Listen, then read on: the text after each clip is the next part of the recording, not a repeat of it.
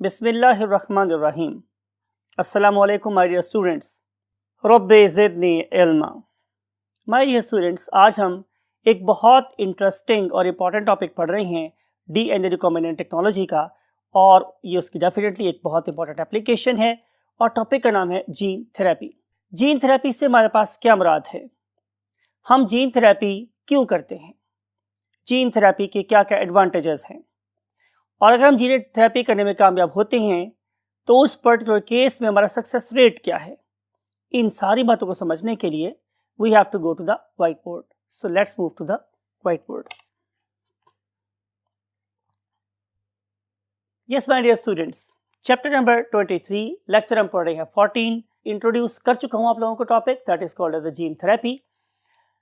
My dear students, हम gene को introduce कर सकते हैं किसी ऑर्गेनिज्म की बॉडी में दो डिफरेंट वेज से। पहला वह ये है कि मैं पूरे का पूरा जीनोम उठा के दूसरे ऑर्गेनिज्म की बॉडी में ट्रांसफर कर दूं।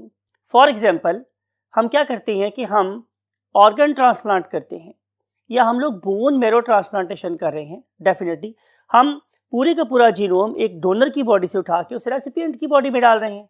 क्या हम इससे जीन थेरेपी बोलें? तो आंसर इज नो, बिल्कुल जीन थेरेपी नहीं है। Organ transplantation, bone marrow transplantation should not be considered as gene therapy, because के इसके अंदर हम किसी भी तौर से जीन को मैनिपुलेट नहीं कर रहे, जीन को मॉडिफाई नहीं कर रहे। लेकिन इस वाले केस में क्या करेंगे, इस वाले केस में हम एक पर्टिकुलर जीन को लेंगे और उस पर्टिकुलर जीन को हम एक डोनर की बॉडी से रेसिपिएंट की बॉडी में ट्रांसफर कर देंगे। ट्रांसफर करने के वेज डिफरेंट हो सकते हैं, but ways should be very precise and the ways should be very reliable if we want to make it a ultimate cure or the way of treatment। तो बात ये हो रही है, जो बहुत ज़्यादा इंपॉर्टेंट है वो ये है कि जीन थेरेपी हम लोग बहुत प्रिसाइज वे में, बहुत एक्यूरेट वे में करते हैं। एक डोनर की बॉडी से हम हेल्दी जीन लेते हैं और उसे हम एक ऐसे ऑर्गेनिज्म की बॉडी में डाल देते हैं who has got some faulty gene, और उसके रिजल्ट में अगर वो जाके सही तरीके से अपना काम करेगा तो जो डिसऑर्डर की बेस है मीडियम नॉर्मल जीन, वो ठीक हो जाएगी और पेशेंट ऐसा ऐसा ठीक होता चला जाएगा। अब जीन थेरेपी को हम डिफाइन कैसे करते हैं, इसके लिए let's see the white board.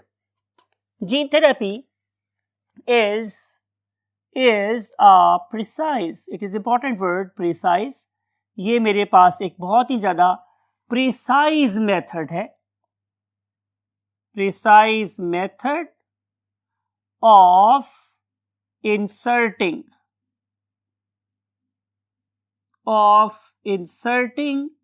a healthy gene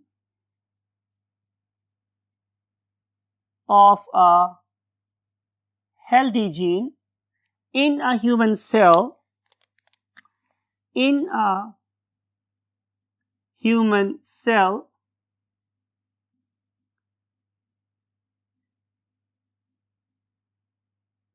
human cell having a therapeutic approach.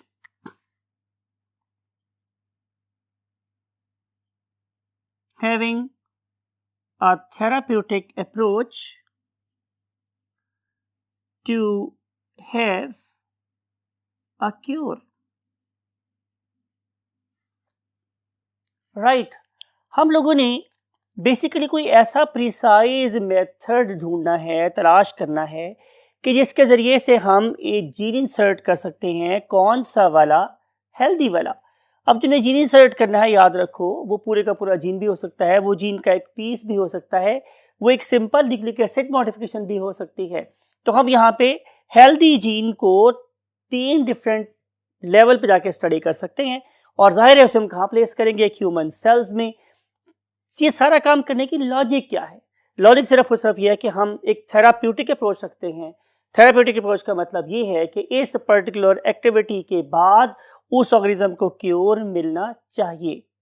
Right. जैसे मैंने बोला कि अगर मैं ऑर्गन ट्रांसप्लांट कर रहा हूँ या मैं अगर बोन मैरो ट्रांसप्लांट कर रहा हूँ, तो क्योर कोई नहीं मिल रहा है। पर्टिकुलरली अगर ये डिसऑर्डर जेनेटिक लेवल पर है तो उसे कोई क्योर नहीं मिलेगा। इसका मतलब है कि ये वाली जो मैनिपुलेशन है ये किसी भी तरीके से जीन थेरेपी के ज़मरे में नहीं आएगी।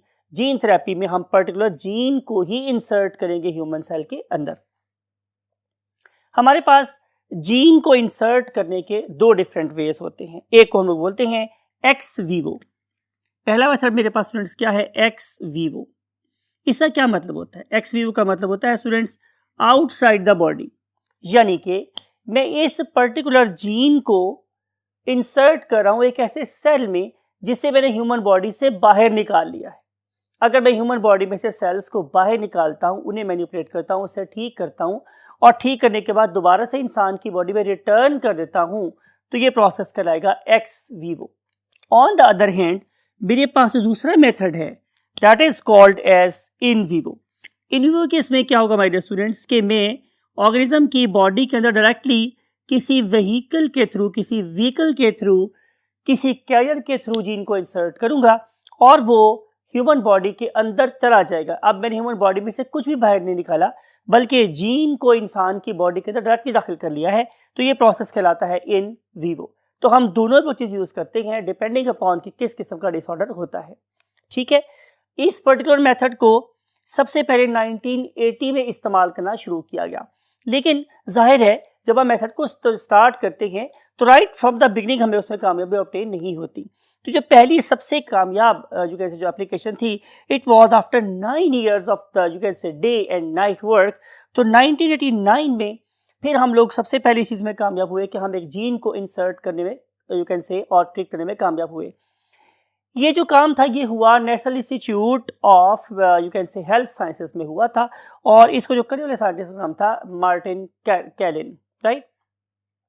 फिर उसके बाद स्टूडेंट्स हमने एक ट्रीटमेंट की जिसे हम कह सकते हैं कि बड़ा सक्सेसफुल वे हमें मिला, वो ऑब्टेन हुआ है 1993 में, जब हम लोगों ने बीटा थैलेसीमिया को प्रॉपर तरीके से क्योर किया, राइट। तो ये 3 बड़े इंपॉर्टेंट लैंडमार्क्स हैं regarding the history of what gene therapy, कि इस वक्त हमने जीन थेरेपी को प्रॉपर स्टार्ट किया था, लेकिन हमारी जो सबसे पहले कामयाबी थी वो 1989 में मिली। और इन वीवो ट्रीटमेंट का जो सबसे पहला सोमैटिक सेल के ऊपर जाके हमने काम किया था वो 1993 में किया था।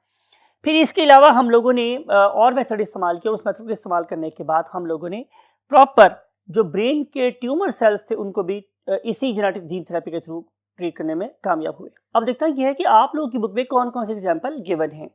तो जो पहली एग्जाम्पल आपकी बुक में गिवन है, it is regarding the SID. SID क्या होता है students? Severe combined immunodeficiency syndrome. अभी जो सीवियरली कंबाइंड है, इसका मतलब है कि यहाँ पे बहुत सी चीजें हैं वो बहुत सीवियर वे में इकट्ठी हो गई हैं, लेकिन इन पर्टिकुलर डिजीजेस के इकट्ठा होने की वजह क्या है कि इसके अंदर इम्यूनोडेफिशिएंसी है। याद रखने वाली बात यह है कि ये इम्यूनोडेफिशिएंसी बाय बर्थ है, it is not like AIDS. आपको पता है एड्स क्या था? वहां पे हमने एक्वायर की थी इम्यूनोडेफिशिएंसी, लेकिन यहाँ पे ये बाय बर्थ चल रही है। उसकी वजह मेरे पास क्या है? यू नो वेरी वेल कि हमारे पास 2 किस्म के क्या होते हैं, सेल्स होते हैं जो हमारे इम्यूनिटी में बहुत स्ट्रॉन्ग रोल प्ले कर रहे हैं। यू नो अल्हम्दुलिल्लाह हम पाकिस्तान में रहते हैं जहाँ पोल्यूशन का लेवल वेरी हाई, जहाँ पे इन्वायरमेंट अल्हम्दुलिल्लाह बहुत ज़्यादा पोल्यूटेड, जहाँ पे हमारे यहाँ थूकने वालों की और जुकाम को जगह जगह फेंकने वालों की कोई कमी नहीं है। इसका मतलब ये होगा कि हमारे पास सराउंडिंग में बहुत ज़्यादा इनफ्लक्स है वायरसेस का और बैक्टीरिया का। तो जब इतना ज़्यादा हॉस्टाइल एनवायरनमेंट आपके गिर्द है तो फिर आप सेहतमंद कैसे रहते हैं? तो आंसर इज वेरी सिंपल कि आप लोगों को अल्लाह ने ऑर्गेनिकली डिज़ाइन किया है और आप लोगों को एक बहुत ही सुपर किस्म के डिफेंस सिस्टम से नवाजा है, जिसके अंदर 2 इंपॉर्टेंट सेल होते हैं, एक को हम बोलते हैं बी सेल्स और एक को हम बोलते हैं टी सेल्स, राइट। अगर आप लोगों के बी सेल्स और टी सेल्स सही काम कर रहे हैं तो आप सही सलामत रहेंगे, आप सेहतमंद रहेंगे। लेकिन जो ही आप लोगों का इम्यून सिस्टम थोड़ा सा वीक होगा, ये वाले जर्म्स आप पे चढ़ दौड़ेंगे और आप within no time you will go to the grave. तो फबिअय्यि आलाइ रब्बिकुमा तुकज़्ज़िबान, इवन आप बी सेल्स और टी सेल्स की नियमतों को भी नहीं झुटला सकते। शायद आप एक दिन भी तंदुरुस्त ना रहें अगर आपकी बॉडी में बी सेल्स और टी सेल्स काम ना कर रहे हों। लेकिन look at this person who is suffering from SCID, it is severely combined immunodeficiency syndrome है। He is basically suffering from a disorder. वो डिसऑर्डर क्या है कि उनके पास एक एंजाइम नहीं बनता, बाय बर्थ उनके यहाँ एक एंजाइम नहीं बनता, and that very enzyme is called as ADA enzyme. ADA stands for adenosine deaminase, you can say enzyme, right? A stands for adenosine, D stands for D and A stands for aminase. आपको पता है कि जो adenosine है it is basically a nitrogenous base, right? और जो nitrogenous base है ये डेफिनेटली पॉइजनस होगी इस पर्टिकुलर सेल के लिए। तो करना क्या है कि इस पर्टिकुलर एडिनोसिन के ऊपर से हमने अमाइनो ग्रुप को रिमूव कर देना है। जब अमाइनो ग्रुप को रिमूव करने में कामयाब हो गया हूँ तो अब इसका टॉक्सिसिटी लेवल कम हो गया है। अगर टॉक्सिसिटी लेवल कम नहीं होगा तो इस ऑर्गेनिज्म की बॉडी के अंदर जो बी सेल्स और टी सेल्स है वो कभी मैच्योर नहीं होंगे। इन पर्टिकुलर सेल्स को मैच्योर होने के लिए अड्डा मींस ADA एंजाइम का सही तौर से काम करना जरूरी होता है। तो इसको देखना ये है कि हम इसको ट्रीट कैसे करते हैं। आपको कॉन्सेप्ट समझ आ गया कि why there is a set and what is there basically logics के ये क्यों बेचारे इस पर्टिकुलर डिसऑर्डर का शिकार हो जाते हैं। आइए देखते हैं कि हम इसको ठीक कैसे करते हैं। यस माय डियर स्टूडेंट्स, हम देख रहे हैं इसका प्रोसीजर को अंडरस्टैंड करने के लिए सबसे पहली बात ये हमारे स्टूडेंट्स के सबसे पहला काम ये है कि मैं इस ऑर्गेनिज्म के लिए एक नॉर्मल जीन ऑब्टेन करूं, ठीक है, जो who is suffering from the set या ज़ाहिर में से ठीक करना चाहता हूं। तो पहला काम क्या होगा कि मेरे पास एक हेल्दी जीन आ जाए। हेल्दी जीन के लिए मुझे ज़ाहिर है कोई भी नॉर्मल ह्यूमन बीइंग चाहिए। उसका मैं सेल लूंगा, उसके सेल में से DNA निकालूंगा और उसके खास किस्म के प्राइमर डिज़ाइन करूंगा और उस प्राइमर को मैं इस्तेमाल करूंगा to carry out the process of what PCR। और PCR के रिजल्ट में मेरे पास नॉर्मल जीन्स आ जाएंगी। क्या बहुत ज़्यादा तादाद में PCR को बहुत रिलेवेंट टॉपिक आपने पढ़ रखा है। जब मेरे पास बहुत ज़्यादा तादाद में जीन्स ऑब्टेन हो जाएगी नॉर्मल, तो मैं क्या करूंगा कि मैं इन जीन को भेजना चाहूँगा इस ऑर्गेनिज्म के पास हुई सफरिंग फ्रॉम द सेट। मुझे क्या करना पड़ेगा? क्या मेरे पास कोई ऐसा वे है कि मैं ह्यूमन जीन को डायरेक्टली दूसरे ऑर्गेनिज्म की बॉडी में डाल दूँ? तो आंसर इज नो। मुझे चाहिए होगा एक अदद कैरियर, और वो कैरियर जो हम इस्तेमाल करते हैं that is called as either it is called as retrovirus or it is called as adenovirus,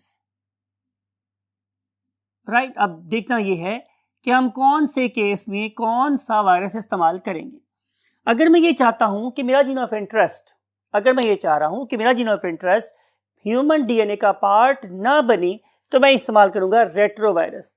लेकिन अगर मैं ये चाह रहा हूं कि ये जीन मुस्तकिल तौर पे जाके मेरे क्रोमोसोम का पार्ट बन जाए तो मैं क्या करूंगा? मैं इस्तेमाल करूंगा एडिनोवायरस। तो पहली बात आपको समझ आई। पहला स्टेप क्या था कि आप एक नॉर्मल जीन गेन करें। दूसरा स्टेप मेरे पास क्या है कि मैं उसको इसमें से किसी वायरस की बॉडी का पार्ट बना दूं। लेकिन माय डियर स्टूडेंट्स, ये भी तो पॉसिबल है कि ये वाले रेट्रोवायरसेस और एडिनोवायरसेस जाके मेरी बॉडी में कोई और डिजीज शुरू कर दें। तो हम साइंस के लोग क्या करते हैं, हम बहुत वाइजली खेल रहे होते हैं। हम इन पर्टिकुलर वायरसेस के डिजीज कॉजिंग जीन के फ्रेगमेंट्स को काट देते हैं। तो जब मैं रेट्रोवायरसेस के जीन इन्फेक्शियस जीन को भी कट कर दूंगा और एडिनोवायरस के इन्फेक्शियस जीन को भी कट कर दूंगा तो बाकी बच जाएगा मेरे पास एक नॉर्मल वायरस, ठीक है। मैं इस पर्टिकुलर DNA के साथ, किसके? वायरस के DNA के साथ अपना जीन ऑफ इंटरेस्ट बाइंड कर दूंगा। बाइंड करने के बाद मैं दोबारा से इस जीन को वायरस की बॉडी में एंटर कर दूंगा। Now it is a infectious particle who has got a normal human gene। फिर मैं इसे कहूंगा कि अब तुम जाओ और जाके क्या करो, उस पर्टिकुलर ऑर्गेनिज्म के सेल्स के ऊपर चले जाओ कि जिन who is suffering from SID। सवाल ये है कि क्या मैं इन पर्टिकुलर वायरसेस को डायरेक्टली उसकी बॉडी में डालूंगा? तो आंसर इज नो। इस पर्टिकुलर केस में मीन SID के केस में हम टेक्निक यूज करते हैं that is called as ex vivo. Ex vivo का मतलब मेरे पास क्या होता है, यानी कि इस वाले केस में मैंने सिड वाले पर्सन की बॉडी में से स्टेम सेल्स को निकालना है। सवाल ये है कि आखिर मैं स्टेम सेल्स को ही क्यों निकालना चाहता हूं? तो आंसर ये है कि stem cells can give rise to many other types of the cells. अगर मैं एक स्टेम सेल को ठीक करता हूं तो मैं बहुत सारे सेल्स की फाउंडेशन को ठीक कर देता हूं और उससे बनने वाले सेल्स क्या होते हैं? सारे के सारे हेल्दी होते हैं। इसलिए जो अप्रोच इस्तेमाल की जाती है वो क्या है कि हम स्टेम सेल्स को पेशेंट की बॉडी में से निकालें। उसके लिए हमें पेशेंट को ऑपरेशन थिएटर में बुलाना पड़ता है, उसको एनेस्थीसिया देनी पड़ती है और हम उसके स्टेम सेल्स को वहां से आइसोलेट कर लेते हैं। Once we have got the stem cells तो हम उन्हें खास सोल्यूशन में प्लेस करते हैं जहां वो इंसान की बॉडी से बाहर भी जिंदा रहते हैं। It is important to note. फिर हम क्या करेंगे, हमने ऑलरेडी जेनेटिकली मॉडिफाइड वायरसेस बनाए हुए हैं, हम उन पर्टिकुलर वायरस को कहेंगे कि go and attack the stem sales. वो क्या करेंगे, डिपेंडिंग अपॉन कि रेट्रोवायरस है या एडिनोवायरस है, वो उस पर्टिकुलर स्टेम सेल्स को अटैक करेंगे, या तो उस पर्टिकुलर जीनोम के बाहर रख के अपना काम करेंगे और या फिर जैसे मैंने बोला कि वो इंसान के डीएनए में शामिल हो जाएंगे और ये काम करना शुरू कर देंगे। Once they have got the normal gene, तो उसके रिजल्ट में फिर क्या होगा कि उनके पास अब ADA एंजाइम आ जाएगा। जाहिर है जब उनके पास एंजाइम आ गया ADA, तो इसका मतलब ये है कि अब उनके जो T सेल्स थे और जो उनके पास क्या स्टूडेंट थे B सेल्स थे, now they can undergo the process of maturation. अब जब वो मैच्योर होना शुरू हो जाएंगे तो दिस ऑर्गेनिज्म विल हैव और will restore it's immune system, restore it's immune system. तो ये था स्टूडेंट्स एक तरीका, एक मेथड जिसके जरिए से हम लोगों ने एक ऐसे पेशेंट की हेल्प की जो शायद जिंदगी के कुछ साल भी नहीं गुजार सकता था। Now we want to see the next disorder. That disorder is called as familial. What is meant by familial? Familial का मतलब ये फैमिलीज में चलने वाला एक इनहेरिटेबल डिसऑर्डर है। हाइपर रेड करके लिखा हुआ है मैंने, हाइपर का मतलब है ज्यादा हो जाना। कोलेस्ट्रॉल, कोलेस्ट्रॉल का एमिया इन द ब्लड, यानी कि इस वाले केस में इन पर्टिकुलर फैमिलीज में ये टेंडेंसी चल रही होती है कि उनके अंदर ब्लड कोलेस्ट्रॉल लेवल हमेशा आम लोगों से ज्यादा रहता है। आपको बात समझ आ गई? हम उन फैमिलीज की हेल्प करना चाह रहे हैं कि जिनके अंदर कॉन्सेंट्रेशन ऑफ कोलेस्ट्रॉल ब्लड में हमेशा नॉर्मल से ज्यादा रहती। तो ये हो गई हमारे पास इसकी डेफिनेशन। बेसिस मेरे पास क्या है? आपको नजर आ रहा है कि we are moving into the liver of an organism. होता यहां पर ये है हमारे स्टूडेंट्स कि जो कोलेस्ट्रॉल है उसकी मेटाबॉलिज्म हमारे लिवर सेल्स में होता है। कहाँ होता है? लिवर सेल्स में। लेकिन जैसे वही बात है कि अगर मेरे सामने तमाम किस्म की नियमतें पड़ी हों लेकिन मेरे हाथ बांध दिए जाएं तो डेफिनेटली वो चीजें मेरे मुंह में खुद ब खुद उड़ के नहीं जा सकती। या तो मैं खुद नीचे मुंह करके खाऊंगा उनको और या फिर कोई बंदा मेरे मुंह में डालेगा। यहाँ पे प्रॉब्लम ये आती है कि लिवर सेल के ऊपर वो वाले हैंड्स नहीं बनते जिन्होंने कोलेस्ट्रॉल को पकड़ के सेल्स के अंदर डालना था और उनका मेटाबॉलिज्म होना था। तो जब इनके लिवर के सेल्स के ऊपर कोलेस्ट्रॉल बाइंडिंग रिसेप्टर नहीं होंगे बाय बर्थ, तो definitely cholesterol will stay in the blood, it will not go into the liver cells and it will not be metabolised. तो ये है उसकी बेसिस। अब अगर कोलेस्ट्रॉल इस पर्टिकुलर पर्सन की बॉडी में ज्यादा स्टे करता है तो उसका डिसएडवांटेज क्या है? भाई डिसएडवांटेज यही है कि जाहिर है, याद करें हमने चैप्टर नंबर 14 में पढ़ा था कि इस पर्टिकुलर केस में जो कोलेस्ट्रॉल है it will become to accumulate along the walls of the arteries and veins. तो जब आर्टरीज और वेन्स के ऊपर कोलेस्ट्रॉल डिपोजिशन होगी तो क्या होगा? पर्टिकुलरली माय डियर स्टूडेंट्स, अगर ये वाला काम बहुत तेजी से हुआ coronary you can say artery के अंदर या कोरोनरी वेन के अंदर, तो जाहिर है वो तेजी से डायमीटर उसका नैरो डाउन होगा और उसके रिजल्ट में इस पर्सन को स्ट्रोक होगा, कार्डियक अरेस्ट होगी और ये बंदा अल्लाह ताला के पास पहुंच जाएगा। ऐसा भी हो सकता है कि ये वाला काम हमारी किसी ब्रेन के साथ हो रहा हो तो हमारा क्या हो सकता है? हमें हेमरेज हो सकता है। अगर ये वाला काम रीनल आर्टरी के साथ हो रहा है तो हमारा किडनी फेलियर हो सकता है। तो इस लिहाज से कोलेस्ट्रॉल का बॉडी में ज्यादा हो जाना ये एक बहुत ज्यादा खतरनाक किस्म की बात थी। और इसका ट्रीट क्या था? ट्रीटमेंट मेरे पास स्टूडेंट्स ये थी कि हम इस पर्टिकुलर ऑर्गेनिज्म का क्या करें? पेट ओपन करें। ज़ाहिर है इसके लिए हमें पेशेंट को अगेन ऑपरेशन टेबल पे बुलाना पड़ेगा और ओटी पे बुलाने के बाद हम क्या करेंगे? हम उसकी ओपन एब्डोमेन सर्जरी करेंगे और उसका छोटा सा एक लिवर का पीस बाहर निकाल लेंगे। ठीक है, अब जाहिर है ये वाली टेक्निक भी कौन सी होगी? जाहिर है एक्स वीवो। ये भी एक एक्स वीवो ट्रीटमेंट है, राइट। फिर अगेन हम लोग क्या इस्तेमाल करेंगे? वही वाले viruses, may be adeno virus और it may be the retrovirus, जिसके अंदर हम लोगों ने एक नॉर्मल हेल्दी पर्सन से कोलेस्ट्रॉल बाइंड करने वाले रिसेप्टर का जीन लिया हुआ है। मैं इसलिए बात को आराम से बोलूं ताकि आपकी ये बात आपके दिल में उतर जाए। खराबी कहां थी? लिवर सेल के ऊपर प्रेजेंट रिसेप्टर पे। इसकी बॉडी में वो रिसेप्टर नहीं बन रहे, तो मैं क्या करूंगा? मैं हेल्दी ऑर्गेनिज्म की बॉडी से वो वाला जीन निकालूंगा कि जो ये रिसेप्टर बनवाए। उसे किससे बाइंड करूंगा? जाहिर है या इस वायरस से या इस वायरस से, और मैं इन वायरस को कहूंगा go and attack the liver cells, right. अब मेरे पास अगर ये जीन जाके एक्टिवेट हो जाती है तो क्या होगा कि उन मॉडिफाइड लिवर सेल्स के अंदर अब रिसेप्टर प्रोड्यूस होना शुरू हो जाएंगे, राइट। इन particular newly formed liver cells के अंदर अब नॉर्मल जीन्स एक्टिवेटेड हैं और वो अपना काम कर रहे होंगे। हम क्या करते हैं, हम पेशेंट को वापस बुलाते हैं और वापस बुलाने के बाद हम इस जेनेटिकली मॉडिफाइड लिवर के पीस को हेल्थी लिवर के साथ ग्राफ्ट कर देते हैं। जाहिर है इन सेल्स की एफिशिएंसी ज़्यादा है, जो पहले वाले सेल थे उनकी एफिशिएंसी कम है, तो आहिस्ता आहिस्ता आहिस्ता आहिस्ता जो नया लिवर होगा वो पुराने लिवर को रिप्लेस करता चला जाएगा। लेकिन जैसे बोलता हूँ कि हज़ारों साल नरगिस अपनी बेनूरी पे रोती है, ये काम इतना आसानी से नहीं होता, लेकिन बहरहाल इसमें सक्सेस रेट काफ़ी ज़्यादा हो चुका हुआ है। लेकिन सारी बातों के बाद आहिस्ता आहिस्ता आहिस्ता आहिस्ता लिवर के सेल्स उन पर्टिकुलर हाथों से नवाजे जाते हैं, उन्हें वो हाथ मिल जाते हैं जो इस पर्सन के ब्लड में से कोलेस्ट्रॉल को पकड़ें, उसे अपने लिवर सेल के अंदर लेके आएँ, उसे मेटाबोलाइज करें और कोलेस्ट्रॉल को ब्रेक करते रहें ताकि कोलेस्ट्रॉल इनके आर्टरीज और वेसल्स में जमा ना हो और इनको हार्ट अटैक ना हो। तो इस तरीके से हमने इन पर्टिकुलर पेशेंट्स की हेल्प की who are suffering from the very very lethal disorder of hyper cholesterolemia. देखते हैं अगला डिसऑर्डर क्या है और उसको हम कैसे ट्रीट करते हैं। जाहिर है मूव करेंगे next part of the board पर। Yes, my dear students, another very lethal disorder that is called as cystic fibrosis. जिक्र खैर हो चुका है आप लोगों से इस बीमारी का। इस पर्टिकुलर डिसऑर्डर में एक जीन खराब हो जाता है and that very gene is called as CFTR gene. CFTR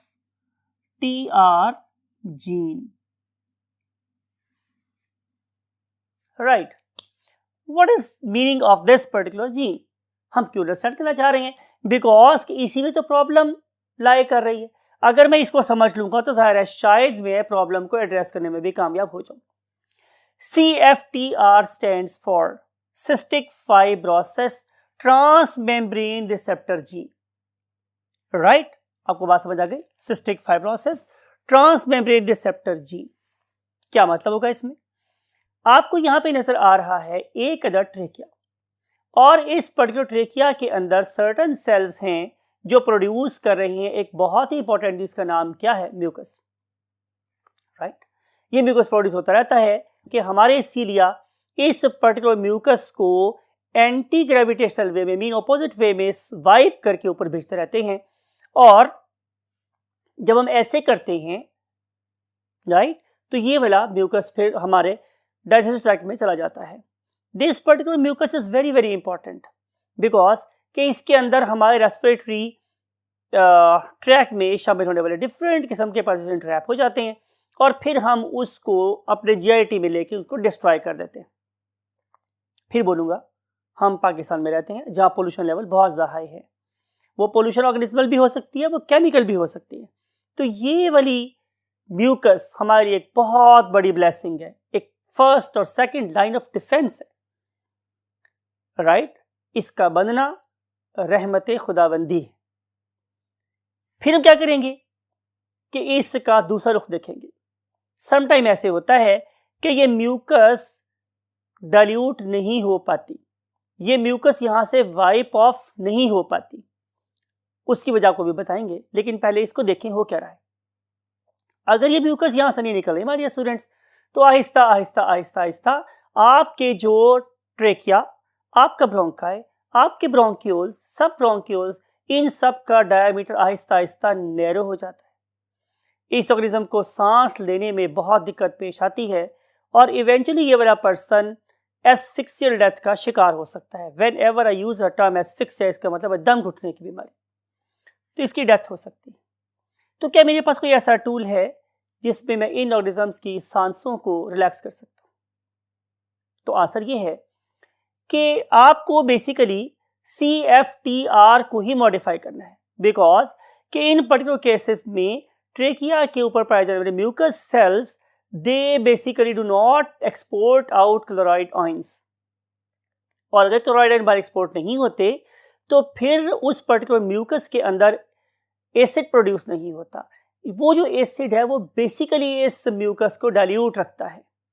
अगर क्लोराइड आयंस एक्सपोर्ट नहीं होंगे, एसिड नहीं बनेगा, म्यूकस डाइल्यूट नहीं होगा, बल्कि वो बहुत स्टिकी हो जाएगा। It will be very very hard to expectorate it out, तो एस्फिक्सियल डेथ हो सकती है।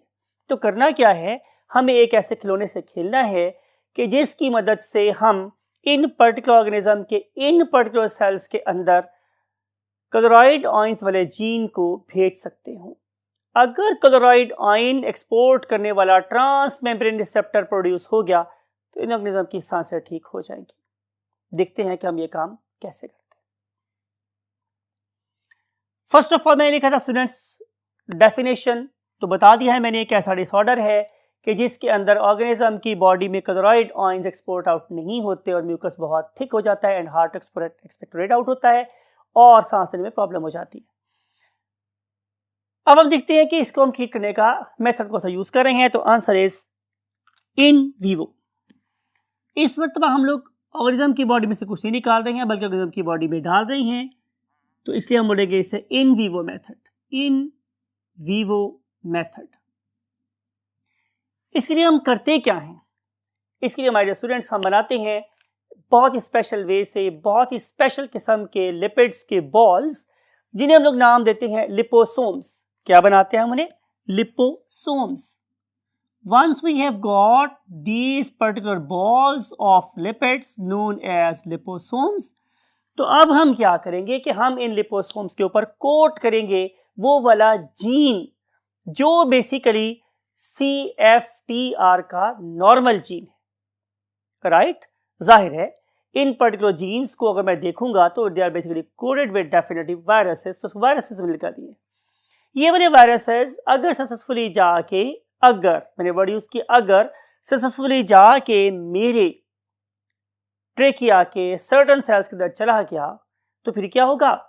तो क्या होगा भाई जी स्टूडेंट्स कि ये वाले जीन्स जाके उन पर्टिकुलर सेल्स में वो मेम्ब्रेन रिसेप्टर्स बनाएंगे, ट्रांस मेम्ब्रेन प्रोटीन्स बनवाएंगे, रिसेप्टर्स बनवाएंगे जो क्लोराइड आयन को बाहर एक्सपोर्ट करेंगे और जाहिर है उस पर्टिकुलर ऑर्गेनिज्म की म्यूकस आहिस्ता डाइल्यूट होना शुरू होगी और अब नॉर्मल पर्सन की तरह से वो भी इस पर्टिकुलर म्यूकस को एक्सपेक्टोरेट आउट कर सकेगा और उसकी सांसें ठीक हो जाएगी। तो ये था हमारे पास एक in vivo method that is basically being used and it is very very you can say बड़ा बड़े लिखा है प्रॉपर हेडिंग के सक्सेस रेट इसका क्या है, तो still it is not that very successful, it is not that very successful. तो इसके लिए जाहिर है इस CFTR के लिए हमें अभी और ज़्यादा रिसर्च करने की ज़रूरत मौजूद है। तो आप एक थिंकिंग ब्रेन अपने माइंड में रखें। मुमकिन है कि आप में से कोई स्टूडेंट ऐसा हो जो आगे चल के इन इंसानों की सांसें ठीक कर सकता हो, इन ख़वातीन की यूट्रस में बनने वाली सिस्ट को रिमूव करवाने में हेल्प कर सकता हो और फिर इनकी इनफर्टिलिटी को भी ठीक करवा सकता हो। तो always believe in a thinking brain on your shoulders.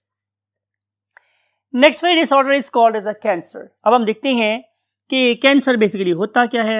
नई बात आपके लिए बिल्कुल नहीं है कि कैंसर में हम आमतौर पे देखते हैं कि जो सेल्स हैं they will become over productive, ज़रूरत से ज़्यादा बन रहे होते हैं। लेकिन जैसे मैंने को समझाया था कि ये सेल्स का ज़्यादा बनना कैंसर नहीं है बल्कि एब्नॉर्मल सेल्स का ज़्यादा बनना कैंसर है।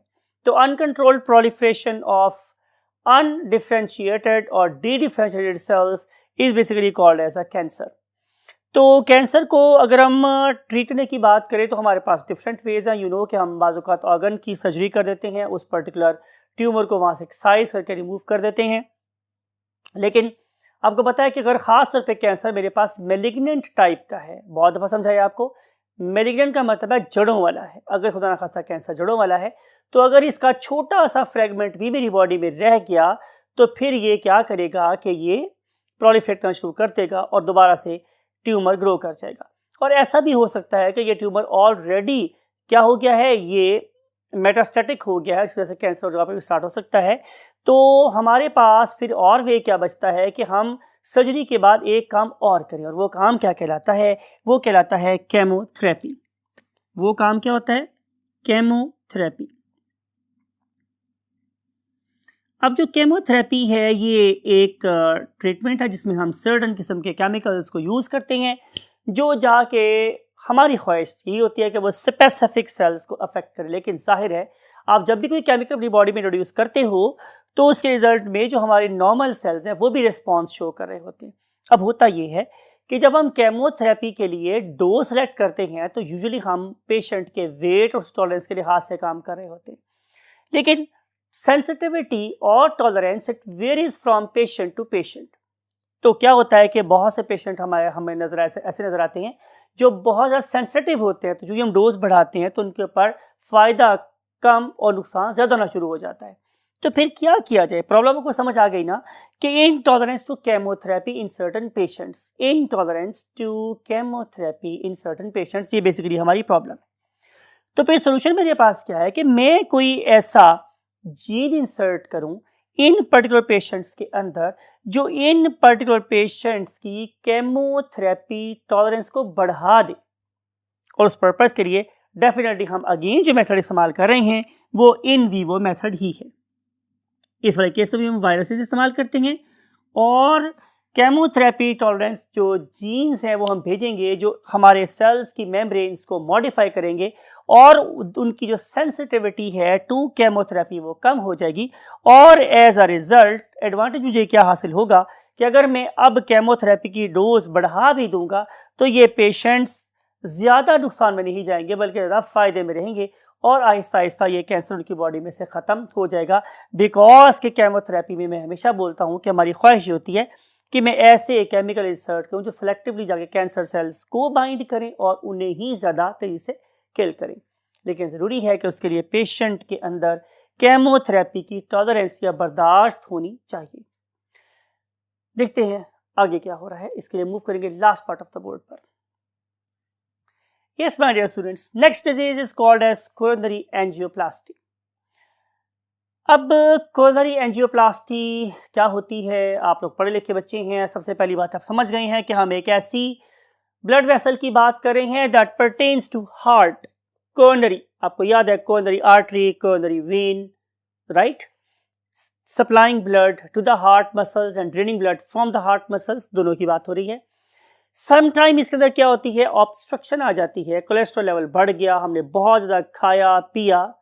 याद रखने वाली बात है कि फैमिलियल हाइपोकोलेस्ट्रोलेमिया का डिसऑर्डर नहीं है, नॉर्मल पेशेंट्स की बात हो रही। इतनी कोलेस्ट्रॉल खाई कि अल्टीमेटली वो कोलेस्ट्रॉल जाके हमारी कोरोनरी आर्टरी में जम गई और उसके रिजल्ट में कोरोनरी आर्टरी का डायमीटर बहुत ज़्यादा छोटा हो गया, हमारे हार्ट मसल्स को एस्कीमिया हो गया और अब आइसोलेशन की जांच स्टार्ट हो गई है। हम इस पेशेंट की हेल्प कैसे कर सकते हैं? By doing it's angioplasty.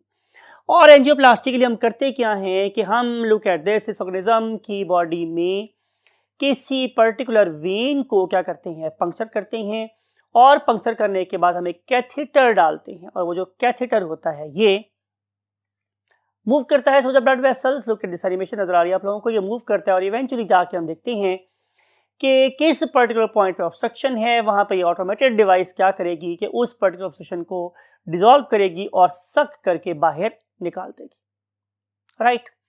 तो बात ये है कि अगर ऐसा हो तो ये तो बड़ी अच्छी बात है और ऑलमोस्ट 90% केसेस में ये वाला जो मेथड है वो बिल्कुल कामयाब रहता है। लेकिन 10% केसेस में ऐसा भी होता है कि after catheterization this particular site become more susceptible to cholesterol, ठीक है। अब यहाँ पे कोलेस्ट्रॉल आके ज़्यादा तेजी से एब्जॉर्ब होना शुरू हो जाता है, जिसकी वजह से जाहिर है ये दोबारा से क्लॉग हो जाती है और बंद हो जाती है। इस पर्पज़ के लिए मुझे क्या करना चाहिए?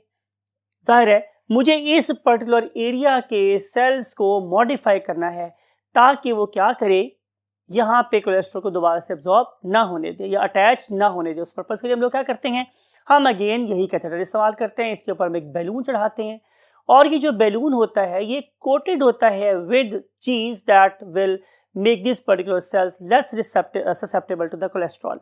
और हम उस पर्टिकुलर बैलून को that is coated with gene जब यहाँ पे जाके रिलीज कर देते हैं तो ये वाले जीन्स जाके उन पर्टिकुलर सेल से बाइंड करते हैं, उनकी ससेप्टेबिलिटी कोलेस्ट्रॉल कम कर देते हैं और अब इस पर्टिकुलर ब्लड वेसल के क्लॉग होने का चांस काफ़ी हद तक कम हो जाता है।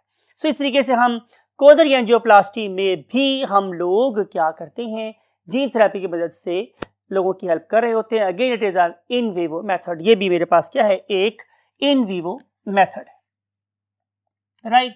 इसके अलावा इसका एक और काम भी होता है माय डियर स्टूडेंट्स, वो ये क्या है, वो काम ये है कि अगर ये वाली ब्लड वेसल यहाँ से बंद होना शुरू हो गई है तो क्यों ऐसा किया जाए कि हम इसको बाईपास क्या होता है आपको पता है, बिल्कुल आप पढ़े लिखे बच्चे हैं कि जो एक शहर के बाहर से रोड गुजरते हैं बाईपास रोड है।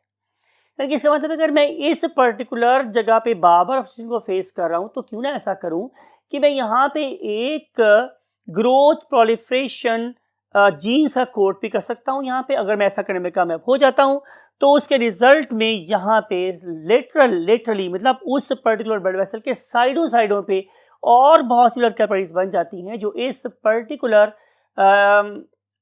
साइट पे ऑल्टरनेट रूट्स प्रोवाइड करती हैं, राइट। इसकी वजह से अगर ये वाली ब्लड वेसल बंद हो भी जाए तो भी कोई प्रॉब्लम वाली बात नहीं है, बिकॉज ऑल्टरनेट रूट से मेरे हार्ट मसल्स को ब्लड सप्लाई होता रहेगा। तो ये भी एक अप्रोच यहाँ पे पाई जाती है। अब देखना यह है कि आपकी बुक आखिर में बहुत और एग्जाम्पल्स को लिख रही है। फॉर एग्जाम्पल उसे लिखा है आप लोगों की बुक ने हीमोफीलिया के बारे में। किसके बारे में लिखा हुआ है स्टूडेंट्स? हीमोफीलिया के बारे में। तो जो हीमोफीलिया है ये आपको पता है कि ये एक ऐसा डिसऑर्डर है कि जिसमें क्या नहीं होता, एक्सीलेंट, हमारा ब्लड नहीं जमता। हीमोफीलिया में ऐसा ही हो रहा होता है। और अगर मैं ये चाहता हूं कि मैं एक ऐसे पेशेंट की हेल्प करूं who is suffering from haemophilia, तो मुझे बेसिकली क्या करना पड़ता है, रेगुलर डोजेस देनी पड़ती हैं। क्या देनी पड़ती है स्टूडेंट्स? रेगुलर डोजेस देनी पड़ती हैं। किस चीज की? Of the cells having missing clotting factor, having missing clotting factor। क्या मतलब हुआ? क्या मतलब हमारे स्टूडेंट्स? भाई सिंपल सी बात यह है कि मैंने इस पर्टिकुलर सेल को जीएमओ बना दिया है, जेनेटिकली मॉडिफाइड सेल बना दिया है, और अब इस जेनेटिकली मॉडिफाइड सेल के अंदर वो वाला क्लॉटिंग फैक्टर प्रेजेंट है कि जिसकी एब्सेंस की वजह से हीमोफीलिया हो रहा था। सवाल ये है कि मैं इन पर्टिकुलर मॉडिफाइड सेल्स की रेगुलर डोजेस इस पेशेंट को कैसे दे सकता हूं? तो इसका आंसर ये है कि इन पर्टिकुलर जेनेटिकली मॉडिफाइड सेल्स को हम खास किस्म के ऑर्गन्स में रखते हैं, आर्टिफिशियल ऑर्गन्स में, जिन्हें हम लोग ऑर्गेनॉइड्स का नाम देते हैं। तो इन्हें हम प्लेस करते हैं इन ऑर्गेनॉइड्स, और ये जो फिर ऑर्गेनॉइड्स हैं इन्हें हम लोग ग्राफ्ट कर देते हैं। कहाँ ग्राफ्ट कर देते हैं? Into the abdomen. और ये जो एब्डोमेन में ग्राफ्टेड सेल्स हैं वो बार बार वहाँ से रिलीज होते रहते हैं और इन्हें वो वाली डोज मिलती रहती है, और ये पर्सन हीमोफीलिया का शिकार नहीं होते। Other disease is diabetes. इसके ऊपर तो बहुत ज़्यादा डिस्कस हो चुके हैं आप लोगों के साथ कि हम लोग इसको कैसे कर रहे होते हैं। जाहिर है मुझे नॉर्मल जीनोफिसरीन चाहिए होगा, और इसको हम लोग ग्राफ्ट कर सकते हैं इनटू द पैंक्रियाटिक सेल्स। और अगर पैंक्रियास के सेल्स में ये प्रॉपरली ग्राफ्ट हो गया तो फिर डेफिनेटली उन पर्टिकुलर ऑर्गेनिजम्स में हुआ suffering from IDDM, insulin dependent diabetes mellitus, दोनों ऑर्गेनिज्म के beta cells they will begin to manufacture insulin, और अगर इंसुलिन बनना शुरू हो जाएगी तो जाहिर है ये वाले पेशेंट हेल्दी वेल्दी हो जाएंगे। Now we want to see other disorder that is called as a Parkinson disease. That is called as basically what? Parkinson disease. और जो मेरे पास पार्किंसन डिजीज है, इस केस में क्या होता है, पेशेंट बहुत ज़्यादा जल्दी से भुलक्कड़ होना शुरू हो जाते हैं, उनकी मेमोरी अफेक्ट होती है, और उस पर्टिकुलर मेमोरी के अफेक्ट होने की वजह होती है डिक्रीज लेवल ऑफ डोपामीन। तो हम लोग करते क्या है कि हम लोग इस पर्टिकुलर ऑर्गेनिज्म के ब्रेन में ऐसे सेल्स को ग्राफ्ट करते हैं कि जो डोपामीन प्रोड्यूस कर सकते हैं, राइट। तो जब मैं इन पर्टिकुलर सेल्स की ग्राफ्टिंग कर दूंगा एक नॉर्मल ऑर्गेनिज्म की बॉडी में, जाहिर है इस पर्पज़ के लिए हमें क्या करना पड़ेगा, हमें एक ओपन ब्रेन सर्जरी करनी पड़ेगी। ओपन ब्रेन सर्जरी के लिए साहब स्किन काटनी पड़ेगी, मुझे जो स्कल है उसका एक पीस ऑफ बोन निकालना पड़ेगा, और उसके बाद मैं इन जेनेटिकली मॉडिफाइड सेल्स को उसके अंदर ग्राफ्ट कर दूंगा। आहिस्ता आहिस्ता ये वाले healthy cells they will begin to infuse dopamine to other cells. इस वजह से पर्सन को पार्किंसन होने का चांस काफ़ी कम हो जाएगा। इसके अलावा हम लोग इसके ऊपर भी काम कर रहे हैं स्टूडेंट्स के, किसी तौर से हम लोग एड्स को भी ठीक करने में कामयाब हों। इस पर्पज़ के लिए ज़रूरी है कि हम लोग क्या करें। आप लोगों को याद होगा हमने पार्ट 1 में एक नाम पढ़ा, उसका नाम था CD4 रिसेप्टर। CD4 रिसेप्टर आपको याद होगा कि जो हमारा HIV वायरस होता है ये जाके CD4 रिसेप्टर से बाइंड करता है, और अगर ये बाइंड करेगा तो पूरा सर्कल आपको पता है कि रेट्रोवायरस है, आगे चल के क्या काम करेगा। अगर किसी तरीके से मैं CD4 रिसेप्टर को ही मॉडिफाई कर दूं तो फिर अगर HIV मेरी बॉडी में आएगा भी तो वो मेरे CD4 रिसेप्टर चूंकि मॉडिफाई हो गया उससे बाइंड नहीं करेगा, और अगर उससे बाइंड नहीं करेगा तो रिसेप्टर मेरे T सेल्स और B सेल्स के अंदर नहीं जाएगा, तो मुझे एक्वायर्ड इम्यूनोडेफिशिएंसी नहीं होगी। तो यहाँ पर भी हम लोग बेसिकली उस मेम्ब्रेन के ऊपर प्रेजेंट रिसेप्टर को एक मॉडिफाइड जीन के साथ रिप्लेस करना चाहते हैं, ताकि HIV अगर मेरी बॉडी में घूम भी रहा है तो मुझे कोई टेंशन ना हो। लेकिन अभी तक इसमें भी बहुत कम कामयाबी हासिल हुई है।